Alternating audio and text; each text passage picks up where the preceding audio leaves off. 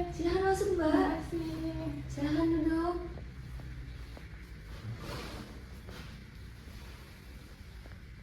Selamat siang Mbak Intan.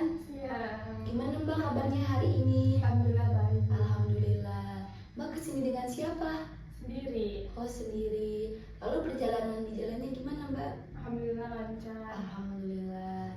Baik Mbak Intan, sebelumnya izinkan saya untuk memperkenalkan diri kembali ya. Perkenalkan, nama saya Rais Lamia. Saya sebagai seorang konselor yang akan memandu sesi konseling kita hari ini. Kalau saya boleh tahu, ini sesi konseling pertama Mbak Intan atau emang sebelumnya Mbak Intan pernah melakukan sesi konseling? Ini yang pertama.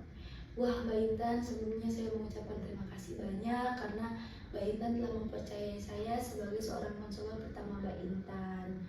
Karena memang ini sesi konseling pertama Mbak Intan, saya akan menjelaskan mengenai proses konseling kita hari ini. Jadi Mbak Intan, proses konseling kita hari ini adalah konseling individual, di mana konseling individual ini adalah jenis layanan konseling yang dilakukan oleh konselor, dan konselor di sini adalah saya terhadap individu, dan individu di sini terhadap individu atau klien, dan klien di sini adalah Mbak Intan. Dimana tujuannya itu adalah untuk memandirikan klien dan mampu mengendalikan diri. Karena tujuannya adalah untuk memandirikan klien, jadi Mbak Intan, semua proses konseling hari ini bertumpu kepada Mbak Intan dan bertujuan untuk memandirikan diri Mbak Intan. Dan sebelum kita memasuki sesi konseling lebih lanjut, ada asas-asas yang memang perlu kita sepakati secara bersama-sama. Pertama ini Mbak Intan, ada asas kerahasiaan. Saya sudah disumpah menjadi seorang konselor profesional yang dimana diharuskan dan diwajibkan menjaga seluruh data dan informasi yang klien berikan kepada saya. Jadi, saya meminta kepada Mbak Intan untuk mempercayai saya karena segala bentuk informasi yang Mbak Intan memberikan kepada saya akan saya jaga kerahasiaannya. Nah, yang kedua ini ada asas kesukarelaan Mbak Intan. Sebelum saya meminta Mbak Intan untuk sukarela, saya sudah jauh lebih dulu untuk sukarela membantu Mbak Intan di proses konseling kita hari ini. Gimana Mbak Intan, apakah sudah sukarela? Sudah. Alhamdulillah jika Mbak Intan sudah sukarela. Yang ketiga ini Mbak Intan, ada asas keterbukaan. Nah, asas keterbukaan ini dimana karena tadi kita sudah sama-sama sukarela, saya yakin asas keterbukaan ini sudah bisa kita laksanakan. Jadi saya minta kepada Mbak Intan untuk bisa terbuka terhadap saya, menceritakan segala bentuk informasi yang Mbak Intan rasakan agar kita bisa menemukan solusi dari masalah yang Mbak Intan alami. Kemudian ini Mbak Intan, ada asas kekinian. Nah, asas kekinian ini Mbak Intan adalah masalah yang kita selesaikan hari ini adalah masalah yang mengganggu Mbak Intan hari ini juga. Bukan berarti masa lalunya tidak dibahas Mbak. Bisa saja masalah yang sudah terjadi 2 bulan lalu tapi masih mengganggu kehidupan Mbak Intan hari ini dan akan mengganggu kehidupan Mbak Intan berikutnya. Dan ini harus segera diselesaikan Mbak Intan agar tidak mengganggu kehidupan Mbak Intan berikutnya. Dan yang terakhir ini Mbak Intan, ada asas kemandirian. Karena tadi di awal sudah dijelaskan bahwa tujuannya adalah untuk memandirikan klien, jadi semua konseling hari ini bertuju kepada Mbak Intan dan semua keputusan berada di tangan Mbak Intan. Saya sebagai seorang konselor tidak akan memaksa keputusan saya kepada Mbak Intan. Jadi karena sepenuhnya seorang konselor menyerahkan keputusan kepada konseli. Jadi sampai sini apa yang ada yang ditanyakan Mbak Intan? Alhamdulillah jika dirasa sudah paham dan sudah cukup, mari kita berdoa terlebih dahulu sebelum melakukan proses konseling agar kita diberikan kelancaran dan diberikan kemudahan dalam mencari solusi dari masalah Mbak Intan. Berdoa sampai. Nah Mbak Intan, kira-kira apa yang ingin Mbak Intan ceritakan kepada saya? Jadi saya mau curhat soal kesulitan saya membagi waktu antara kuliah dan organisasi. Rasanya semua serba berantakan. Dari apa yang Mbak ceritakan, sepertinya Mbak mengalami kewalahan karena kesulitan membagi fokus antara tanggung jawab kuliah dan organisasi. Apa itu yang Mbak maksud? Iya benar sekali, kadang tugas kuliah yang menumpuk, tapi tanggung jawab di organisasi juga tidak bisa saya tinggalkan. Sepertinya situasi seperti itu sering membawa Mbak dalam dua keadaan yang dimana Mbak merasa dua-duanya sama-sama penting dan Mbak ingin menjalankan keduanya dengan baik ya. Iya Bu, saya nggak mau ngecewain orang itu. Lalu saya juga nggak mau mengecewakan dosen dan teman-teman di organisasi saya. Saya menangkap bahwa mungkin ada harapan besar dalam diri Mbak Intan untuk bisa menjalankan keduanya dengan sempurna, baik itu di kuliah maupun di organisasi. Bisa jadi ini yang bisa membuat Mbak Intan merasa tertekan. Menurut Mbak Intan, apa yang saya katakan benar adanya? Iya, saya memang sering merasa takut gagal di salah satu. Berarti saya nggak cukup baik, itu saya nggak senang dan nggak tenang juga hati sayanya. Saya paham Mbak Intan, jadi kesulitan yang Mbak Intan alami bukan hanya soal membagi waktu saja, tapi tentang bagaimana Mbak Intan menilai diri Mbak Intan berdasarkan keberhasilan atau kegagalan dalam menjalankan tanggung jawab itu ya. Iya, betul sekali. Saya selalu takut kalau orang lain itu kecewa kepada saya. Perasaan yang sangat menarik, Mbak Intan bisa merasakan seperti itu. Boleh cerita lebih banyak Mbak, apa yang biasanya terjadi ketika Mbak Intan memilih di antara salah satu antara kuliah dan tanggung jawab di organisasi? Misalnya kalau ada rapat organisasi malam hari, nah saya itu jadi telat ngerjain tugas kuliah. Terus lagi saya kurang fokus ke kuliah itu, jadi saya takut dianggap nggak peduli juga sama organisasi dan takut juga mengumpulkan tugasnya terlambat.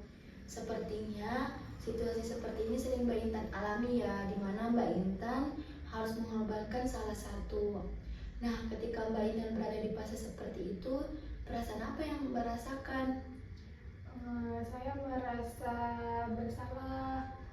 Terus kalau saya sama organisasi, saya merasa nggak maksimal ke organisasi. Tapi kalau sama kuliah, saya juga takut nilai saya jadi menurun. Saya mendengar Mbak Intan ingin berhasil dari kedua hal tersebut, tapi di sisi lain Mbak Intan terjebak dengan pandangan bahwa harus selalu sempurna. Menurut Mbak Intan, pandangan seperti itu membantu Mbak Intan atau memang malah justru menghambat?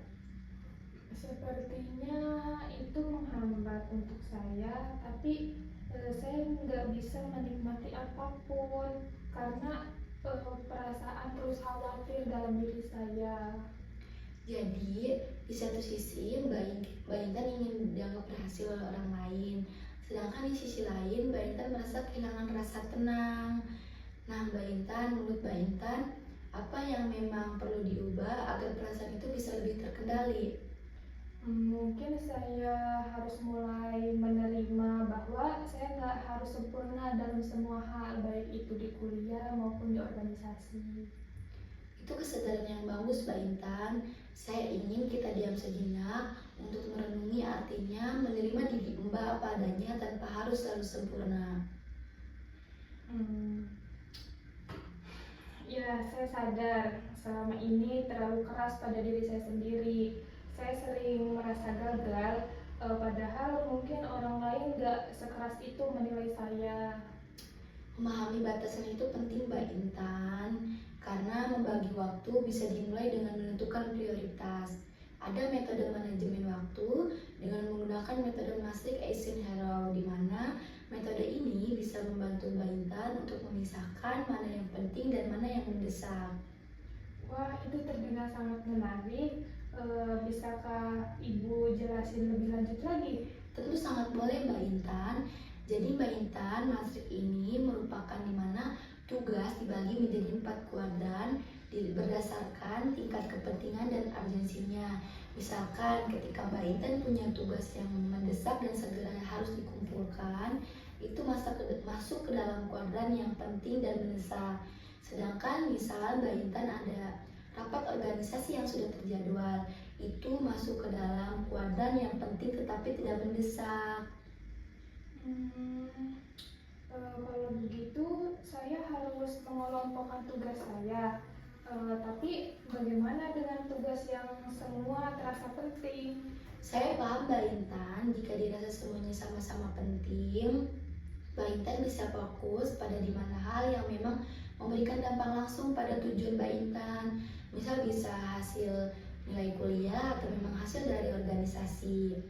Saran saya, Mbak Intan membuat jadwal harian atau mingguan, dan Mbak Intan tentukan batas waktu dari tugas-tugas Mbak Intan, sehingga ada alokasi antara kuliah dan organisasi. Selain itu juga Mbak Intan jangan ragu untuk meminta bantuan teman-teman organisasi Mbak Intan jika dirasa tugas Mbak Intan sedang terlalu banyak.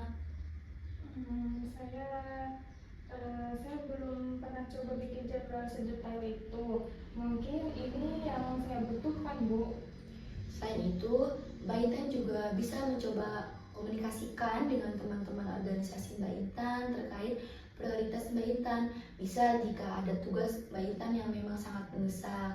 Biasanya teman-teman organisasi bisa lebih memahami jika Mbak Intan bisa berbicara lebih terbuka. Saya jarang bicara soal kesulitan saya kepada teman-teman. Mungkin saya harus belajar lagi lebih terbuka dengan teman-teman di organisasi saya. Baik Mbak Intan, dari sesi ini kita telah membahas bahwasanya membagi waktu lebih mudah dengan cara menentukan prioritas dan memanfaatkan metode Maastricht Eisenhower dan juga membuat jadwal yang terorganisir. Di sini juga Mbak sudah menyadari betapa pentingnya untuk tidak terlalu keras pada diri sendiri. Setelah sesi ini, bagaimana perasaan yang Mbak rasakan? Alhamdulillah saya merasa lega karena ada banyak hal yang perlu saya ubah dan saya perbaiki dalam situasi ini. Terima kasih banyak Bu sudah membantu saya. Alhamdulillah. Baik Mbak, ini merupakan langkah penting, langkah pertama yang tepat yang Mbak ambil untuk datang ke sini. Jika dirasa memang perlu, kita bisa mengatur jadwal kembali untuk bertemu, untuk mengevaluasi. Kira-kira Mbak Intan bisa bertemu lagi kapan? Mungkin 2 minggu ke depan. Baik Bu, nanti untuk 2 minggu lagi ke depan kita akan bertemu kembali. Terima kasih. Sama-sama.